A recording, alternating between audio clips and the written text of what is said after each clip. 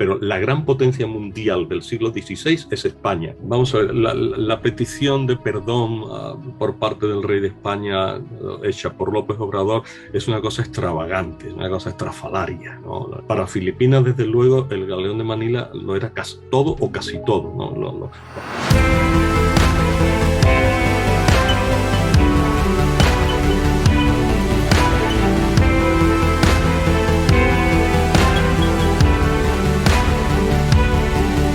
Bueno, bienvenidos un día más a Trincheras Ocultas. Hoy aquí tenemos una entrevista de lo más interesante porque tenía muchísimas ganas de realizarla. Me encanta sobre todo traer al canal, ya lo saben todos ustedes, me encanta traer personas que de verdad hayan estudiado bastante la historia exhaustivamente y que encima la persona que tenemos es súper prestigiosa, un experto en la materia, sobre todo teniendo en cuenta que encima es miembro de la Real Academia de Historia. Y también me gustaría decir que su especialidad es algo que a mí, en la educación, yo creo que hemos tenido a los jóvenes, y ahora nos lo va a decir Carlos Martínez Sau, así se llama, bueno, la persona que ha venido hoy aquí a pasarse a Trincheras Ocultas. Hay una parte que me encanta, que es que se ha especializado en la Asia, bueno, española e imagino que posterior también. Pero me encantaría saber, comenzando ya, primero, Carlos Martínez, muchísimas gracias por concederme esta entrevista. Muchísimas gracias por el recuerdo, ¿no? y por la invitación a esta entrevista. Muchas gracias. Bueno, usted lleva escribiendo un montón de libros, ¿no? De momento, o sea, podríamos decir que ¿cuántos llevaría ya escritos sobre la historia de España? Sobre la historia de España, la verdad es que entre libros, capítulos de libro, artículos y eso, llevo unos 300 trabajos escritos. Ujú. Sobre todo esto está muy bien para contextualizar con la persona que estamos hablando, porque vuelvo a repetir, es un experto en la materia y me gustaría comenzar un poco yendo por la actualidad, si le parece, Carlos, y luego nos vamos a meter con la historia. ¿Por qué Muy quiero bien. comenzar con la actualidad? Porque yo creo que es muy interesante saber qué piensa del revisionismo del pasado que puede estar viviendo ahora mismo un auge, ¿no? Palpable, por ejemplo, en el derribo de estatuas en Estados Unidos. ¿Por qué piensa que cada vez existe un mayor revisionismo con el pasado? Yo no creo que exista cada vez un mayor revisionismo del pasado. Yo creo que ahora hay una coyuntura política a escala mundial en el cual determinados hechos, determinados personajes están siendo contestados por determinados colectivos y determinadas ideologías, nada más. Fundamentalmente las caídas de estatuas se deben pues a movimientos indigenistas que vieron la conquista de España como un hecho destructor de las antiguas culturas.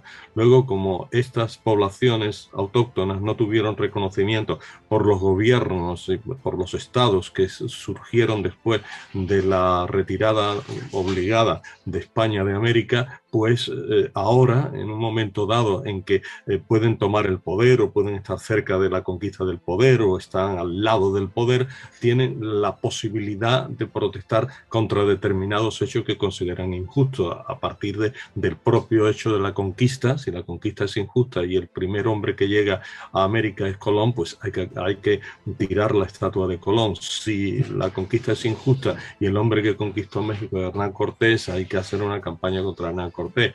Si la evangelización pues es un proceso de aculturación injusto y algunos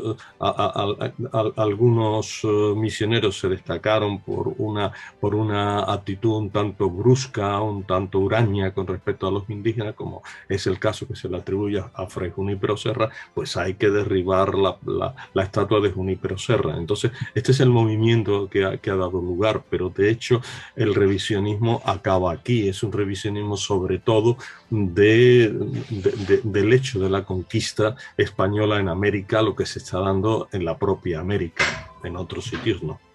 Para usted, ¿el discurso indigenista ha prevalecido siempre en la historia? ¿Lo han utilizado durante el tiempo o es algo relativamente actual?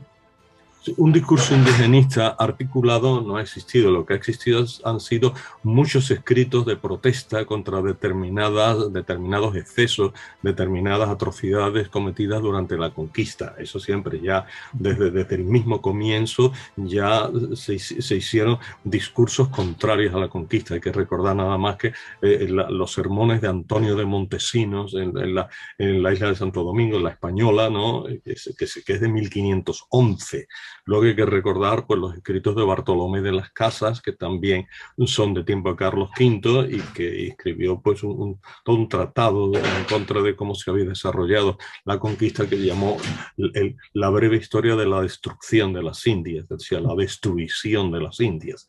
Entonces ya ahí hay un tratado de que los españoles están haciendo cosas negativas en relación con la India. Luego hay otros escritos, por ejemplo, para el Perú es famoso el escrito de Felipe Guamán Poma de Ayala, en que también pone en solfa, ¿no? Pues las actitudes de los conquistadores, de los sucesivos gobiernos españoles en el ámbito del virreinato del Perú. Es decir, qué contestación. Luego hay pues toda una serie de sublevaciones e insurrecciones que se suceden a todo lo largo del periodo de ocupación o de dominación española sobre América. Esto siempre ha existido. Ahora, un movimiento articulado indigenista que es panindigenista porque ocupa toda América y que se pone como enemigo el conjunto de la conquista y luego como enemigos particulares a algunos de los personajes más caracterizados, eso es una cosa reciente, es una cosa nueva.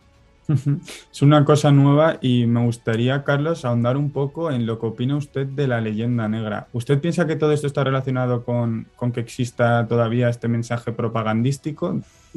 La leyenda negra se crea en el siglo XVI, esencialmente es un producto del siglo XVI en el cual pues, España, la monarquía española, el imperio español, de todas estas maneras podríamos llamarlo correcta y legítimamente, pues era la primera potencia mundial y en ese caso pues las otras potencias poderosas, ¿no? Como podría ser Francia, como podría ser Inglaterra, como podría ser las Provincias Unidas que se separan del conjunto de los estados de Flandes, etcétera, pues son enemigos declarados de ese imperio español, de esa monarquía hispánica y se basan en determinados hechos ocurridos para deformarlos o manipularlos o hacerlos más graves y de esta forma, ¿no? Pues empezar todo un discurso contra la potencia hegemónica en ese momento que era España. Eso pasa en el siglo XVI y los restos de esta leyenda negra pues se transmiten a todo lo largo del antiguo régimen hasta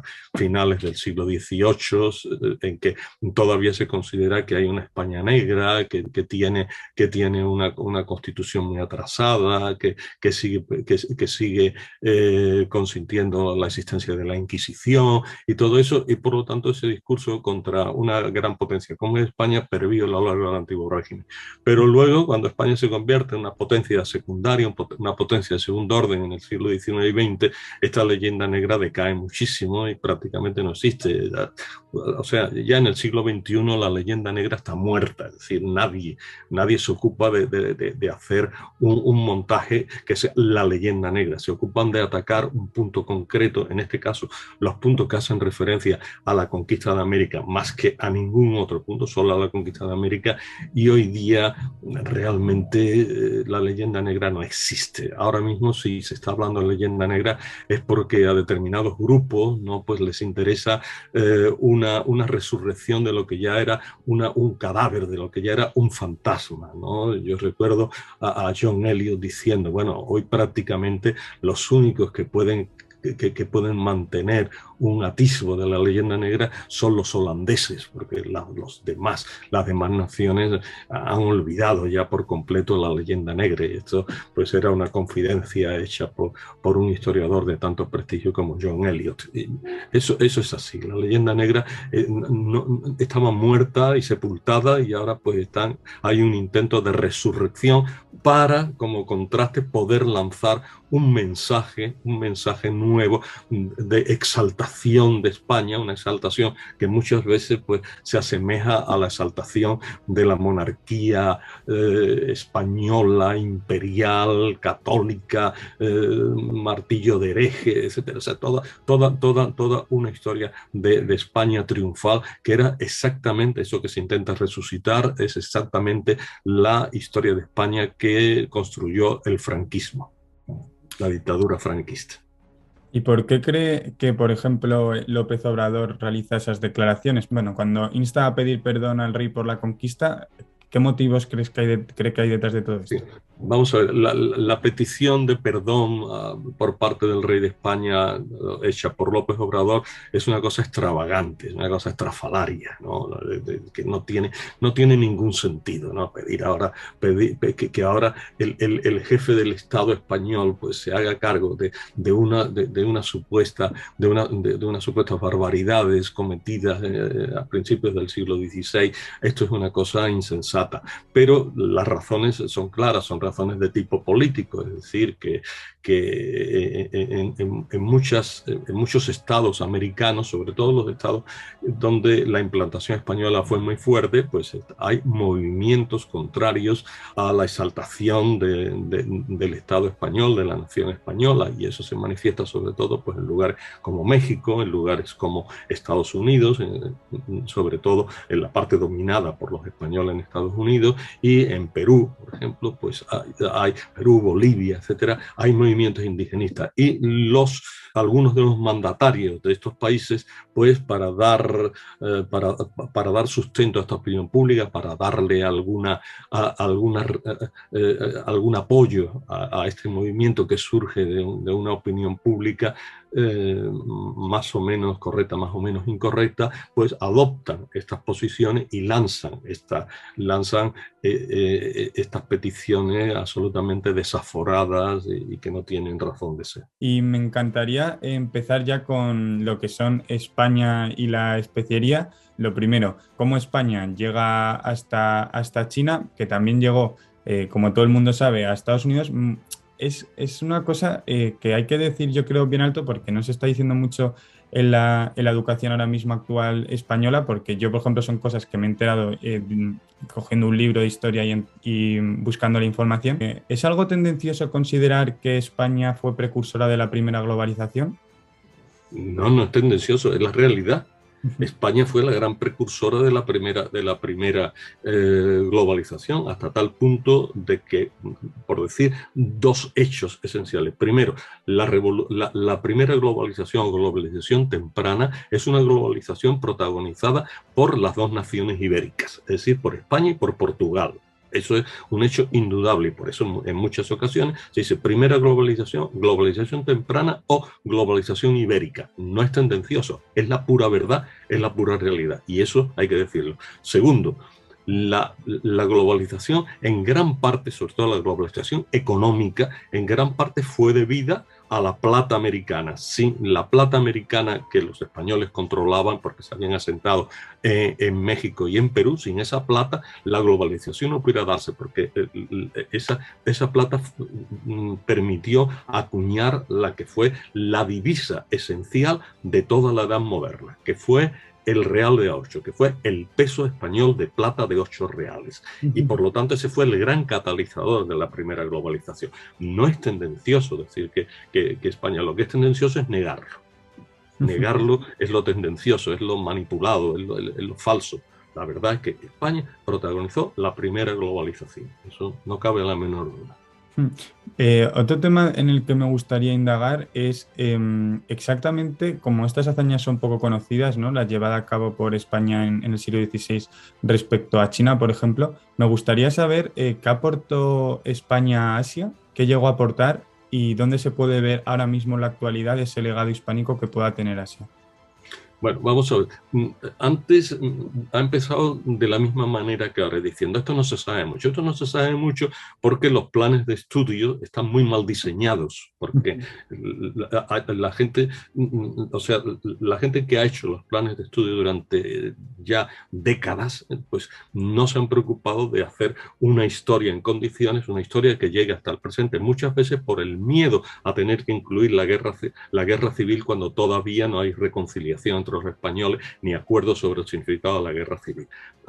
No se llegaba allí, pero por otra parte es que se tenía una idea de España muy reducida. España era la península ibérica y de ahí no se pasaba. Es necesario pensar que España era una nación que tenía atado un imperio y que además ese imperio le daba el sustento. Si la plata española no se hubiera, si la plata americana no se hubiera sostenido el imperio español. Eso se ve clarísimamente en la relación que existe entre las guerras de plata y las campañas militares de los Austrias mayores, por sin ir más lejos, de Carlos V y de Felipe II. Es decir, que eso es así, pero es que habría que tener un capítulo que se refiriera a esa España fuera de España, que estuvo durante los siglos XVI, XVII y XVIII constantemente. Luego viene una cerrazón ya en el siglo XIX, porque ya solo queda lo que se llama el imperio insular, es decir, Filipinas, Puerto Rico y Cuba, y entonces ya es menor la influencia mundial de España, pero la gran potencia mundial del siglo XVI es España, y por lo tanto una parte importante de la historia de España se hace fuera de España, y eso hay que contarlo, y eso no es una tergiversación de nadie, eso es que los planes de estudio están mal hechos, están mal enfocados, y que se habla de la España peninsular, pero no se habla de la España que se expande, no solo por Europa, sino por otros continentes. Eso por un lado. Así que muchas veces cuando doy una conferencia sobre esto y viene un político, un diplomático, y me dice, oiga, de esto no se sabe nada. ¿Por qué no se sabe nada de esto? Digo, ustedes tienen la culpa. La culpa es suya. La culpa es suya, los acuso, porque la culpa es suya, porque claro, son los políticos, son los diplomáticos, son los que hacen los programas de estudio, los que son responsables de que esta historia no se conozca. Esta historia hay que conocerla, hay que divulgarla, porque es una parte indisoluble. Yo siempre digo, incluso a mis propios compañeros de departamento, siempre les he dicho, oye, que no se entiende bien la historia de España del siglo XVI, del XVII y del XVIII, no se entiende bien si no se visita México, por lo menos. Habría que visitar toda la América española, ¿no? Pero bueno, si no se visita México, no se comprende bien qué es lo que está pasando en la historia de España. Es esencial conocer México para conocer la historia de España. Y ahora contesto a la pregunta concreta. En Asia la influencia española es menor que en América. Hispanoamérica es un continente entero donde la influencia española es abrumadora.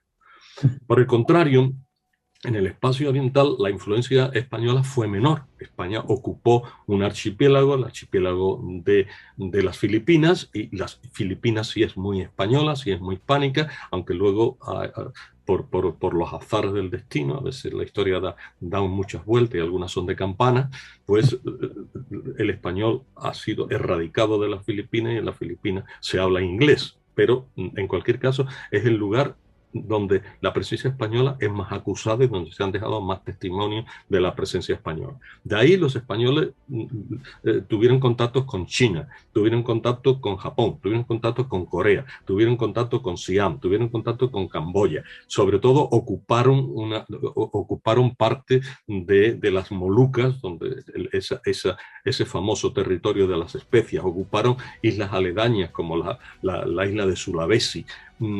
Estuvieron muy presentes ahí durante los siglos, durante los últimos años del siglo XVI, durante todo el siglo XVII y durante todo el siglo XVIII. Ahí estuvieron muy presentes en toda esa área, y en toda esa área hay naturalmente vestigios españoles, pero no nos confundamos. En Asia la influencia española es infinitamente menor que en América. Claro, claro. Me gustaría saber qué le contesta el político, porque ha dicho que usted le dice eso en las conferencias. ¿Qué le contesta cuando usted le refiere esta crítica? Pues me dice, hombre, tanto, digo, sí, tanto, porque yo no tengo influencia para hacer planes de estudio. Soy un profesor que ha dado clases de estas cuestiones durante 52 años en la Universidad Pública Española, pero no tengo influencia, porque no tengo posiciones de poder para poder implantar esto. Y sin embargo, ustedes que me dicen que esto no se sabe, lo primero que tienen que hacer es poner remedio a esto, ¿no? Y nadie pone remedio, todo el mundo va a otras cosas, pero no a poner remedio en que se conozca una historia de España como il faut, es decir, una historia de España donde entren todos estos hechos, ¿no? Y que hoy día, en ese sentido, hemos retrocedido en los últimos años, porque ahora en una asignatura de Historia de América Yo no me atrevo a poner como pregunta algo que vaya más allá de Hernán Cortés y de Pizarro, porque aparte de Hernán Cortés y Pizarro nadie sabe una palabra de nada. Y entonces esto es culpa de todos nosotros.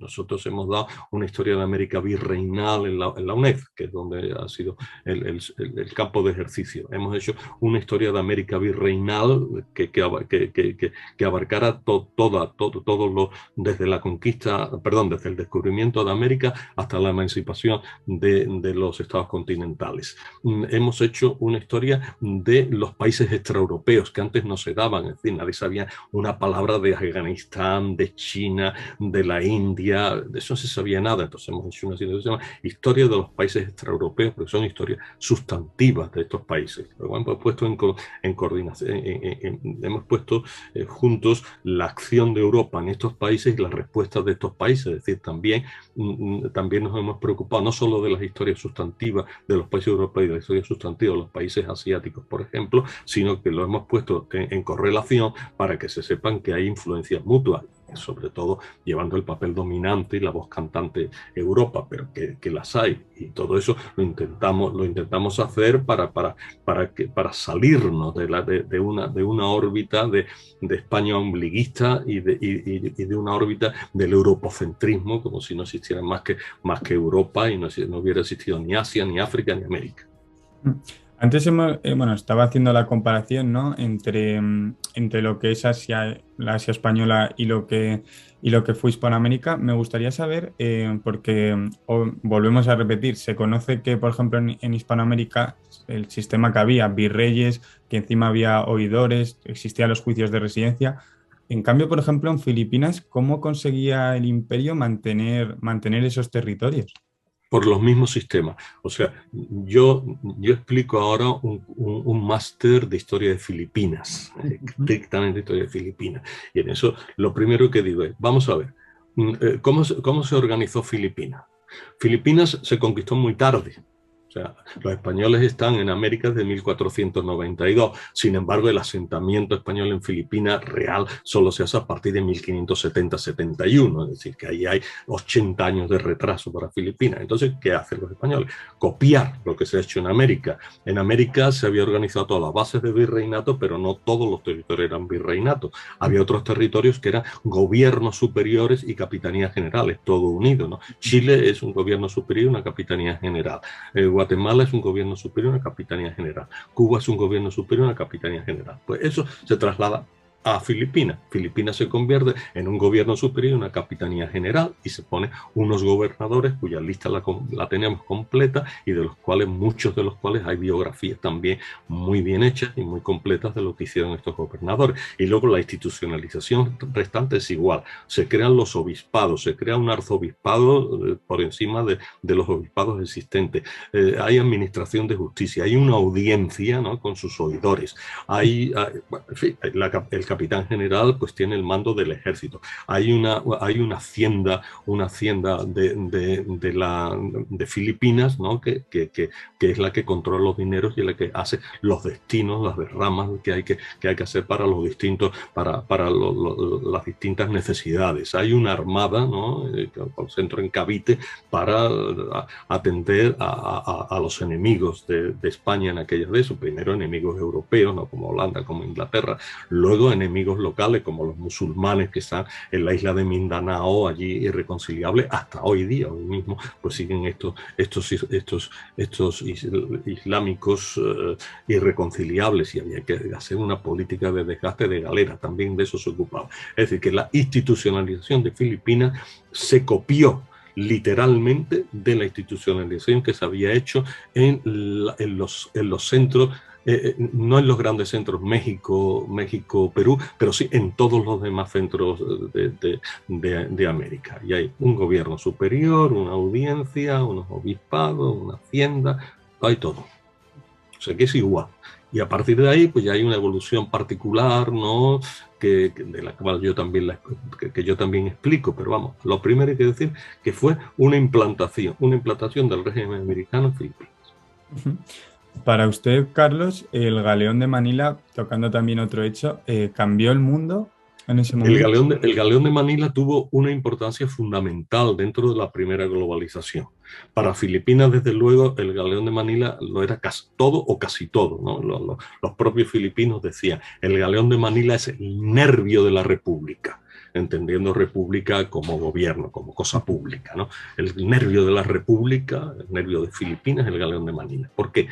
Pues porque el galeón de Manila permitía un comercio extraordinario, magnífico, que conectaba el sur de China, esencialmente la provincia de Fujian, que hoy entonces se sigue llamando igual, la provincia de Fujian, donde estaban unos puertos comerciales muy importantes, como era Cantón, como era Cantón o Guangzhou, como era Shenzhou, como era Xuanzhou, como era Xiamen, que entonces se llamaba Amoy. Todos esos puertos comercian con Manila. Todas las mercancías van a parar a Manila. En Manila están establecidos grupos muy importantes de comerciantes chinos, a los que se llaman sangleyes. Estos comerciantes chinos son los que distribuyen los productos por la ESO y le dan los productos a los únicos autorizados a comerciar en el galeón de Manila, que son a los españoles filipinos, nada más que ellos, ¿no? Y los españoles filipinos embarcan sus mercancías en el galeón de Manila. El galeón de Manila hace su terrible ruta hasta Acapulco. En Acapulco hay una feria que está en gran parte dominada por los grandes mercaderes del Consulado de México, también de Puebla, también de Oaxaca, pero sobre todo los de México, y allí pues se hacen las ferias durante 3 meses y todas esas mercancías que han llegado de Filipinas, los tesoros asiáticos, las cuevas de Alibaba, que eran las bodegas del galeón de Manila, se intercambian contra la plata americana, que era la que necesitaba China.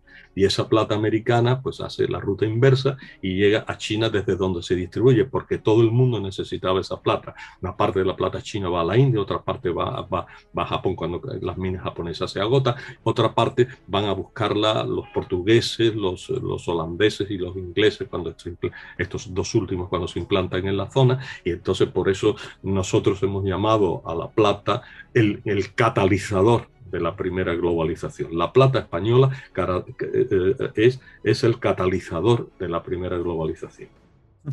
¿A qué más islas llegó España en el Pacífico? Sí.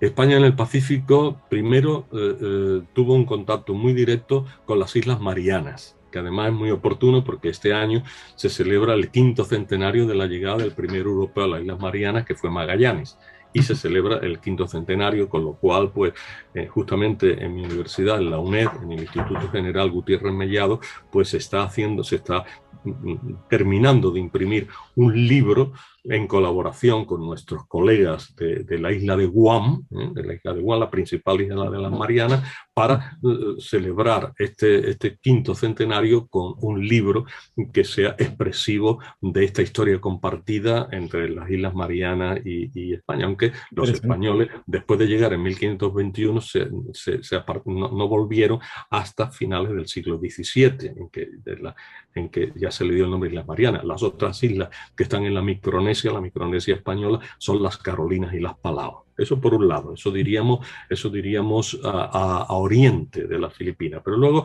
Filipinas se convierte en una especie, para hablarlo, aunque sea un término anacrónico, una especie de portaaviones desde el cual los españoles van a lanzarse pues, en actitudes bélicas o en actitudes diplomáticas, en actitudes meramente económicas hacia los países de su entorno. Japón, se mantienen muchas relaciones de todo tipo con Japón, hasta que la nueva dinastía de los Tokugawa, ¿no? Pues plantea ya la expulsión y la ruptura de relaciones con todos los europeos, menos con los holandeses.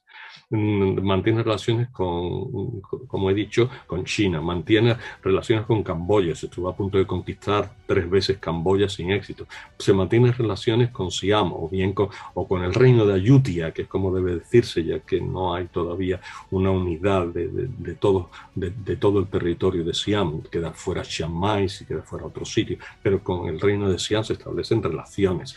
En las islas de Insulindia, lo que es la actual Indonesia, hay una ocupación española de algunas islas, sobre todo de la isla de Tidor, donde se construyen grandes fuertes españoles para mantener relación con la otra gran isla, la isla de Ternate, donde predominan los portugueses y los holandeses. Luego, a partir de ahí, los españoles se instalan en Sulawesi, que era una isla fundamental no por lo que tenía no por lo que tenía de riqueza, sino porque allí se fabricaba el sagú, que era una especie de pan alternativo al arroz que se comía en las Molucas. También allí en los Sulawesi los españoles también se mantienen. En las Molucas se van a mantener hasta 1662, en Sulawesi todavía más tarde, hasta 1677, y luego las relaciones son múltiples, relaciones con Macao, hay relaciones con Makassar, hay relaciones con Banten, hay relaciones con muchas provincias, muchas regiones de todo el sur de Asia. Esas son las relaciones que mantienen los españoles. Los españoles lo que no pasan es más hacia Occidente, porque ese es el territorio de los portugueses, y por lo tanto, pues evitar conflictos, quedarse en esa raya marcada por esos territorios que he comentado. Es decir, que la presencia española en muchas islas, en muchas regiones, es intensa a lo largo, sobre todo, de los siglos XVII y XVIII. Para usted, ¿cuál fue el principal problema de la decadencia del imperio? Bueno, lo de la decadencia del imperio hay que dividirlo en dos partes. Primero, la España imperial del siglo XVI, la España poderosa que saltaba, pero esa España tenía pies de barro, es decir, tenía una hacienda muy endeble, esa hacienda pues no podía sostener un imperio tan gigante. Segundo, España estaba metido, por ser la potencia hegemónica, en una inmensa cantidad de guerras, tenía que mantener guarniciones pues en el reino de Nápoles, en el ducado de Milán, en Flandes, tenía que enfrentarse constantemente con franceses, con protestantes, con ingleses, con turcos. Todo eso era una derrama impresionante en hombres y dinero. Tercero, la llegada de metal precioso ocasionó unos efectos económicos no deseados en España. Hubo una gran inflación, esa inflación desmontó en gran parte la industria española, y ahí se produce una caída de la España de tal forma que la España del siglo XVII, una España de resistencia. Ella quiere mantener la reputación de gran potencia, pero con medios muy disminuidos. Y entonces ahí se habla de una primera decadencia de España, pero como no se explica esto bien, todo el mundo cree que esa decadencia de España ya es para siempre, ya España decae y ya nunca más se recupera. No, al revés. Llegan los Borbones, y entonces España empieza a aplicar los sistemas mercantilistas, copiados de Jean-Baptiste Colbert, y con escritos, apoyados en escritos de los arbitristas españoles, se crean una serie de gobiernos muy competentes, gobiernos de Patiño, de Campillo, del Marqués de la Ensenada, etcétera. Esos gobiernos pues consiguen rehacer a España desde el punto de vista de la administración centralizada, desde el punto de vista de la constitución de ejércitos poderosos, desde el punto de vista de la unificación de la Armada y de la construcción de una Armada de enorme calidad, ¿no? Recientemente Rafael Torres, un historiador que está asentado en la Universidad de Navarra, ¿no? Pues nos ha hablado del gran triunfo de España en el 18, la Armada. La Armada salió muy fortalecida. Luego, pues lo que se llama la segunda reconquista la segunda conquista de América, porque España no se mantuvo en sus territorios, sino que fue incorporando otros muchos. Por ejemplo, sobre todo, los territorios que más se incorporaron fueron los territorios al norte de México. Se incorporó toda California, todo lo que es California es una invención. California es una invención española. Y luego, además, pues España se extiende, ya estaba en Nuevo México, pero se extiende por Arizona, se extiende por Luisiana, se extiende por Texas, es decir, hay toda una serie de territorios del norte de México, pues son ocupados por los españoles, que entran en contacto pues con los Sioux, con los Cheyennes, con los Comanches, con los Apaches, ¿no? Y hay misiones, ¿no?, que acogen a los Apaches, hay relaciones con otros pueblos que nos parecen que solamente son protagonistas de las películas de Far West, de los westerns, pero no, tenían muchísimo contacto con los españoles y durante esa época, es decir, España llega más arriba, llega a la isla de Vancouver, llega a lo que hoy es Canadá, por lo tanto, es decir, que hay una enorme expansión en todos los terrenos. Luego, una gran expansión cultural, porque la ilustración española es una ilustración que tiene, pues, como elementos más notables, pues tiene la creación de las grandes academias centrales, Academia de la Lengua, Academia de la Historia, Academia de Bellas Artes San Fernando. Luego tiene la creación de grandes centros de investigación científica, ¿no?, como la Escuela de Guardia Marina de Cádiz, la Escuela de Matemáticas de Barcelona. Grandes éxitos en medicina, ¿no? Pues se crean los grandes colegios de cirugía de Cádiz, de Madrid, de Barcelona. Tiene éxito en todos los campos de la cultura en que uno piensa, y sobre todo, pues, cómo hablar de decadencia al final del siglo XVIII y principio del XIX, cuando se están haciendo las grandes expediciones botánicas al Reino de Nueva España, al Reino de Perú y Chile. Bueno, son cosas que derrotan cualquier idea de una España decadente. Tiene la gran expedición de la vacuna, ¿no?, la expedición filantrópica de la vacuna. Ahora estamos aprendiendo, ¿no?, que hubo una gran expedición arqueológica también enviada en tiempo de Carlos IV. Es decir, que todo esto da una idea de una España en absoluto decadente, sino una España expansiva, con grandes nombres, ¿no? Esa España que ya está pensando, tiene una serie de pensadores que está pensando en que hay que hacer un cambio, en que el antiguo régimen se está agotando y que hay que pasar a otro régimen que será en el futuro el liberalismo. O sea que no hay decadencia. Ahí lo que se produce ya es la emancipación americana, que no es una revuelta de la pobreza, ni de la miseria, ni del fracaso. Es una revuelta como la Revolución Francesa de la prosperidad, ¿no? Son países que ya se han hecho prósperos y que ya han adquirido su mayoría de edad y quieren independizarse del padre, o de la madre patria española, y se independizan de la madre patria española, con lo cual, al perder los recursos americanos, viene otra nueva decadencia, que es la decadencia a partir del siglo XIX. ¿Para usted son estados fallidos lo que sucedió en América después de la emancipación? Bueno,